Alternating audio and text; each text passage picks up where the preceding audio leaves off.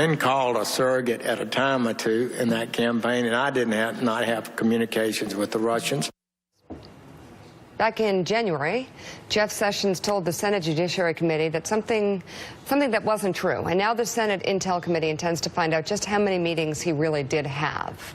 Joining us from Capitol Hill, member of the Judiciary Committee, Democratic Senator Richard Blumenthal of Connecticut. Very good to have you on the show, sir. Thank you. I know you're going to be in the audience today. I'm going to actually turn it over to Michael Schmidt, who's really onto something with Adam Schiff in the last interview. Michael, take it from here.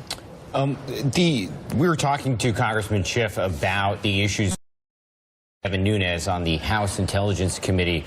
What issues in terms of the Republicans and their cooperation on this investigation would be an issue that the Democrats would say this is a breaking point and we're not going to continue working with you on this?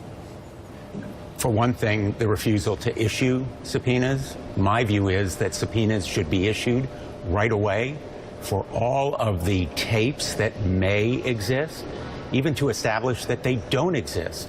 Subpoenas should be issued right away and to preserve their existence. And I want a commitment from Jeff Sessions that he will not oppose those subpoenas on behalf of the president through the Justice Department. I also want a commitment from Jeff Sessions that he will resign if the President of the United States fires Bob Mueller. I think that it's a matter of fundamental conscience.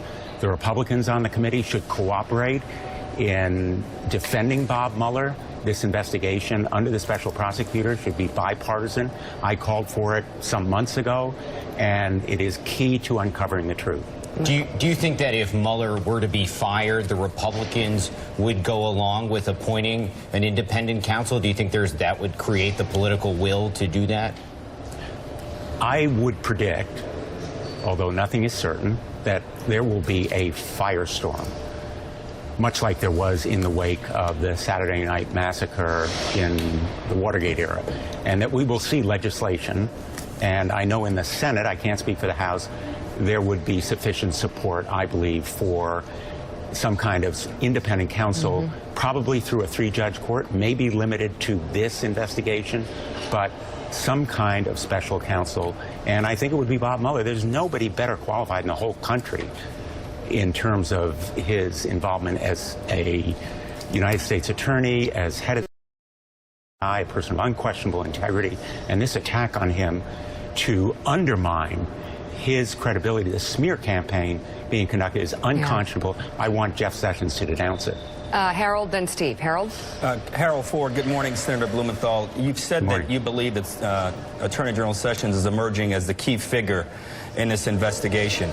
Building on Michael's questions, explain to all of us and to the public, if he were to have had 1, 2, or 3 meetings with the Russian ambassador, what is the implication or the seriousness of that in your mind and in the minds of some of your colleagues on the committee? He's the highest-ranking official in the Trump administration to be involved in these meetings, whether it's 2 or 3. He made false statements before the Judiciary Committee about them. He has yet to explain fully those false statements, which is why he needs to be subpoenaed to come back to the Judiciary Committee. And, of course, his participation in the Comey firing as part of this charade, seemingly a cover-up where Rod Rosenstein and he both endorsed this theory that Comey was being dismissed because of the ineffectiveness of his leadership. And then the president and they, presumably knowing all along, the reason was the Russian investigation. Steve Ratner. Senator, we talked about the question of whether Sessions had 2 or 3 meetings with the Russians. I assume you're going to talk to him today about what he said to Comey when Comey said he didn't want to be alone with the president anymore.